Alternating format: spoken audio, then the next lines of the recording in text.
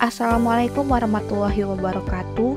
Sebelumnya kami mengucapkan terima kasih kepada Ibu Dr. Ani Nurayani SPD MPD selaku dosen pengampu pada mata kuliah perkembangan peserta didik sekolah dasar. Kami dari kelompok 2 yang beranggotakan saya sendiri Septi Dewi Clara Sitorus dan teman saya Rihadatul Naswa, Nadira Rahmawati, dan Salsa yang akan membahas mengenai teori-teori perkembangan. Di sini kami akan membahas beberapa poin, yaitu yang pertama, Arnold Gesell dan model maturasi. Yang kedua, teori psikoseksual Sigmund Freud. Yang ketiga, fokus Erik Erikson pada perkembangan psikososial. Yang keempat, model-model perkembangan behavioral. Yang kelima, teori perkembangan sosiokultural menurut Lev Vygotsky. Di sini saya akan membahas mengenai Arnold Gesell dan model maturasi. Teori Arnold Gesell disebut dengan maturasi. Maturasi artinya proses menjadi dewasa atau matang. Menurut Salkin, teori ini mengatakan bahwa perkembangan anak berlangsung dalam urutan tahapan-tahapan yang menyerupai sejarah evolusi perkembangan spesies. Dengan kata lain, ontogeny atau perkembangan individu merupakan cerminan atau ringkasan dari filogeni atau perkembangan spesies. Gesell dan rekan-rekannya berpendapat bahwa perkembangan manusia bergerak maju melalui suatu urutan teratur dan urutan itu ditentukan oleh sejarah biologi dan evolusi spesies. Tingkat laju kemajuan anak dalam melangkah melalui urutan itu ditentukan secara individual oleh genotif anak atau latar belakang keturunan anak yang diterima dari nenek moyangnya. Seorang anak yang berkembang dengan kecepatan lambat dibandingkan anak pada umumnya tidak bisa diubah dari arah yang sedang ditempuhnya.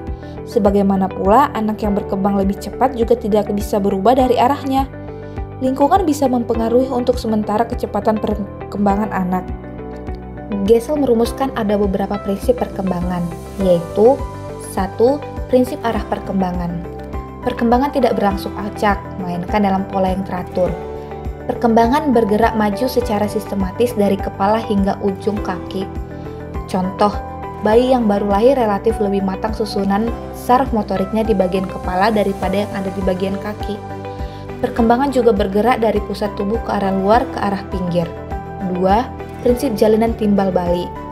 Berlangsungnya pola-pola perilaku membutuhkan pertumbuhan struktural yang saling melengkapi. Susunan hubungan timbal balik antara dua fungsi atau sistem saraf motorik yang saling berlawanan yang secara ontogenik terwujud melalui peralihan periodik yang semakin meningkat antara berbagai komponen fungsi atau sistem dengan modulasi dan integrasi progresif pada pola-pola perilaku yang dihasilkan. Yang ketiga, prinsip asimetris fungsional. Perilaku berlangsung melalui periode-periode perkembangan yang bersifat asimetris atau tidak seimbang, agar organisme bisa mencapai kadar kematangan pada tahapan selanjutnya. Prinsip ini sangat berkaitan erat dengan perkembangan gerakan tangan dan bentuk-bentuk dominasi psikomotor yang ada lainnya. Keempat, prinsip maturasi individuasi. Pentingnya pola pertumbuhan, artinya mekanisme internal dalam diri individu yang menentukan arah dan perkembangannya. Pematangan atau maturasi merupakan proses yang dikendalikan oleh faktor-faktor endogen atau internal pada tingkatan-tingkatan yang paling dasar. Faktor-faktor eksogen atau eksternal tidak bisa mempengaruhinya. 5. Prinsip fluktuasi teratur. Setiap tahap yang berjalan dengan tidak seimbang atau goyah akan diikuti oleh satu tahapan perkembangan yang seimbang.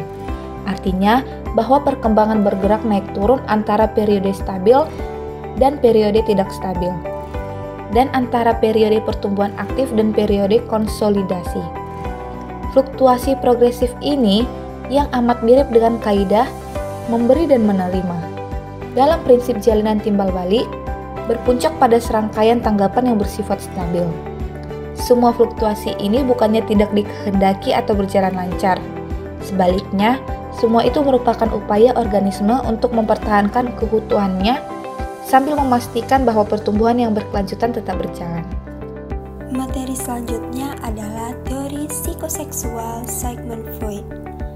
Menurut Freud, kepribadian itu berkembang dari masa anak-anak yang dilalui dan akan menyerap atau membentuk pada individu tertentu. Teori ini juga menyatakan bahwa manusia juga terfokus pada area sensitif seksual tertentu.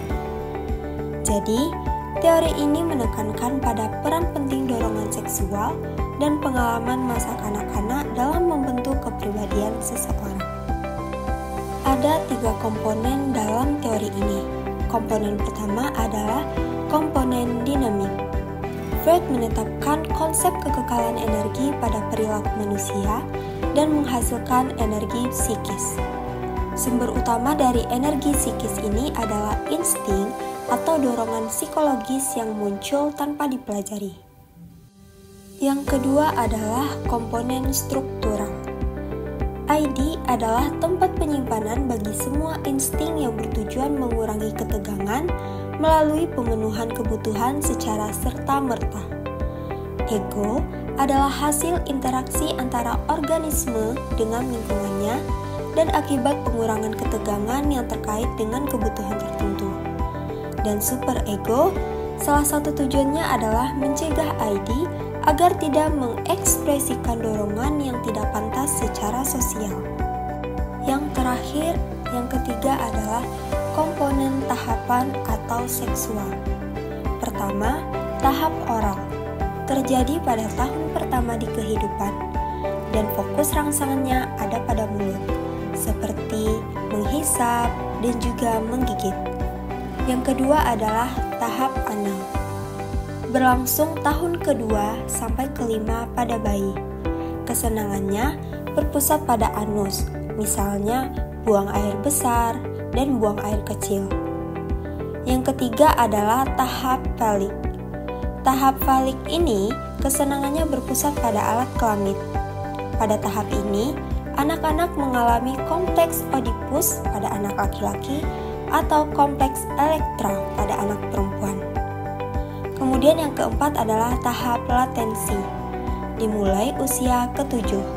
Ada perbedaan pada zona erogen sehingga energi pada hasrat seksual dipindahkan ke perilaku lainnya. Dorongan seksual menjadi tidak aktif. Anak-anak fokus pada pengembangan keterampilan sosial dan juga intelektualnya. Dan yang terakhir adalah tahap genetikal, dimulai usia 12. Pada periode ini penuh dengan keputusan yang serius, dan dorongan seksual kembali aktif dan diarahkan pada hubungan heteroseksual yang matang. Selanjutnya ada teori perkembangan psikososial Erik Erikson. Erik Erikson merupakan seorang psikolog terkenal yang mengembangkan teori tentang 8 tahap perkembangan psikososial yang dilalui manusia sepanjang hidupnya. Istilah psikososial mengacu pada hubungan antara aspek psikologis yaitu pikiran, emosi, dan kepribadian, dan juga aspek sosial yaitu interaksi dengan orang lain, budaya, dan lingkungan sosial dalam perkembangan manusia. Teori ini menekankan bahwa perkembangan kepribadian seseorang dipengaruhi oleh interaksi sosial dan pengalaman yang dialaminya di setiap tahap. Berikut adalah 8 tahapan perkembangan psikososial menurut Erik Erikson. Yang pertama yaitu ada tahap kepercayaan versus ketidakpercayaan, terjadi pada bayi usia 0-1 tahun.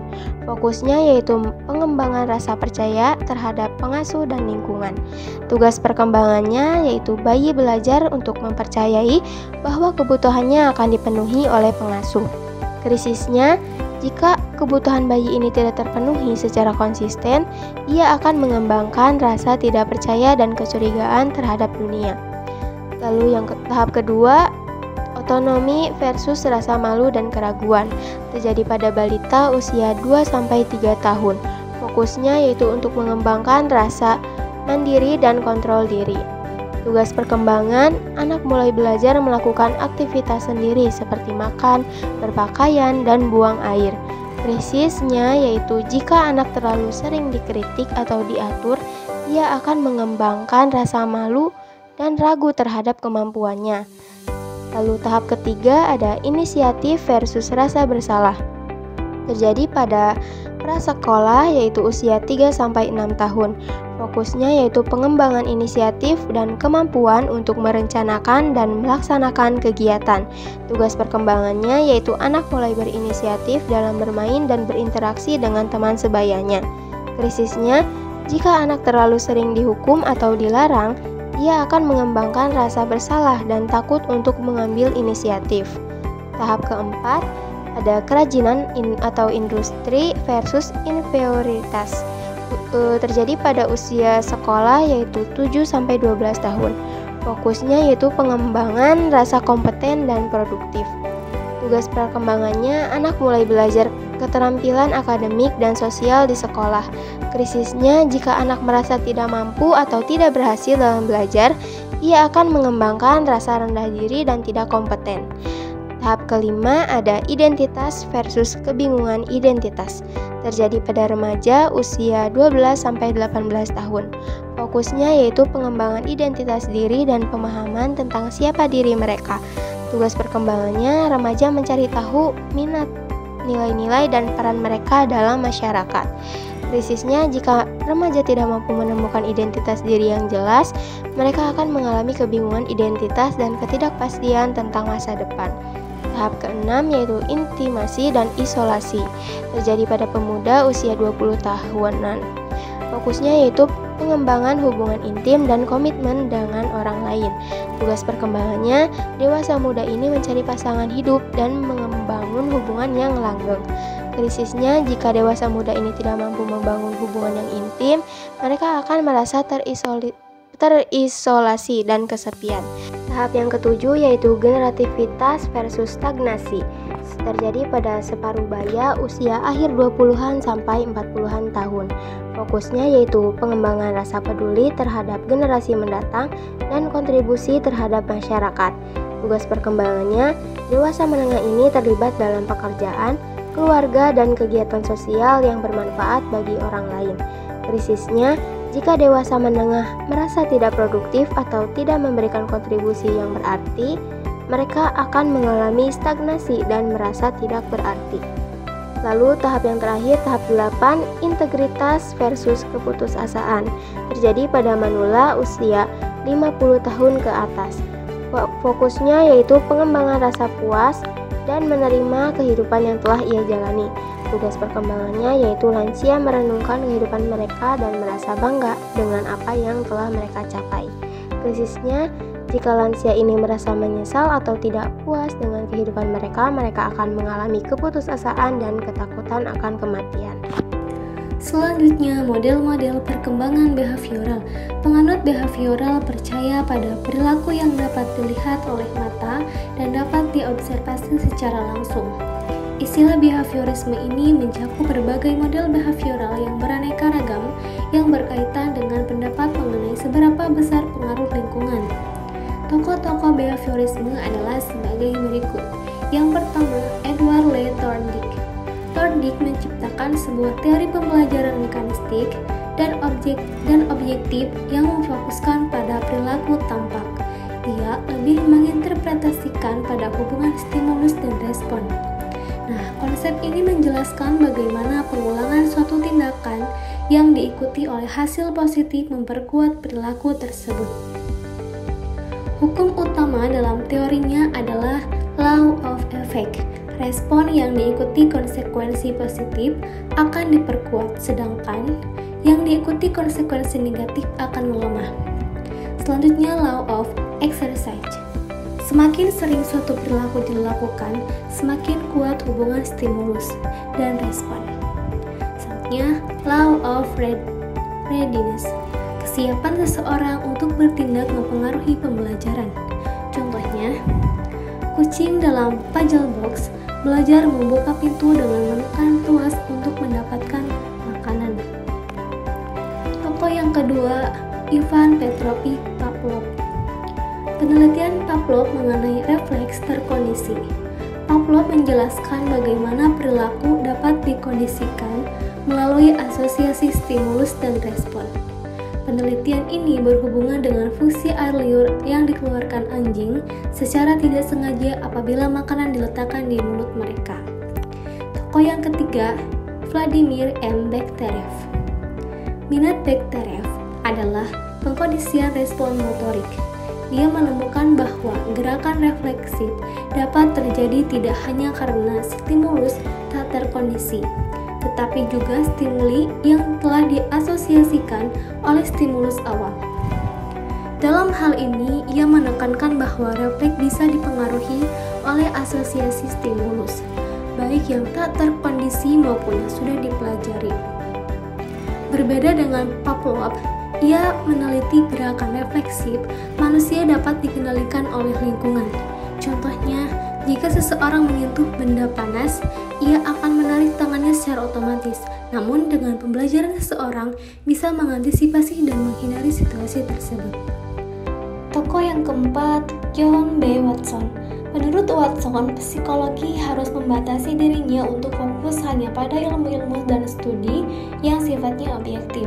Watson berpendapat bahwa emosi dan perilaku dapat dipelajari melalui pengalaman.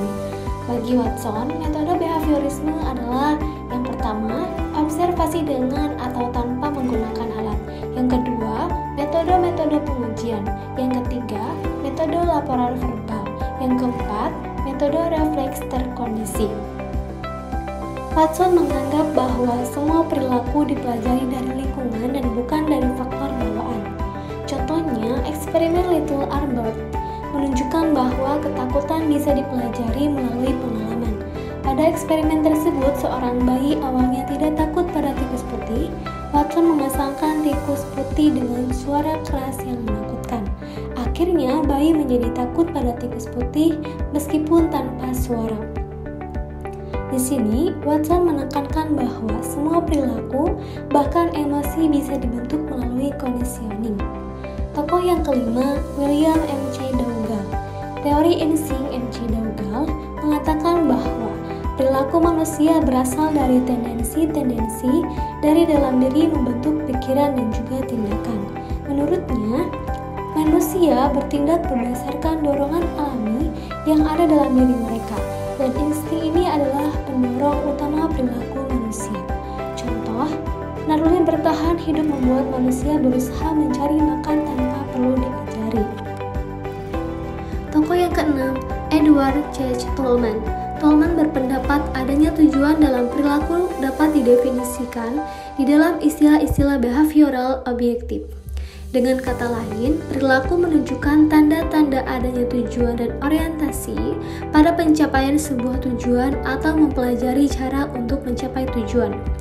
Tolman mencatat 5 variabel independen sebagai penyebab perilaku, stimuli lingkungan, dorongan psikologis, hereditas, pelatihan yang diterima, dan usia. Hal ini menunjukkan bahwa perilaku manusia cenderung tidak hanya dipengaruhi oleh stimulus eksternal, tetapi juga oleh tujuan yang ingin dicapai. Contohnya, seseorang yang sering melewati jalan tertentu bisa menemukan rute tercepat meskipun tidak diberi arahan langsung. Tokoh yang ketujuh, Clark Leonard Hull. Bagi Hull, motivasi dasar adalah kondisi kebutuhan tubuh yang muncul dari sebuah penyimpangan dari kondisi-kondisi biologis optimal. Drive atau dorongan didefinisikan sebagai stimulus yang muncul dari keadaan kebutuhan sekelompok sel di dalam tubuh organisme yang membangkitkan perilaku. Hull percaya bahwa motivasi timbul karena kebutuhan biologis. Contohnya, seorang siswa belajar keras karena ingin mendapatkan nilai tinggi dan memenuhi kebutuhannya akan pengakuan sosial.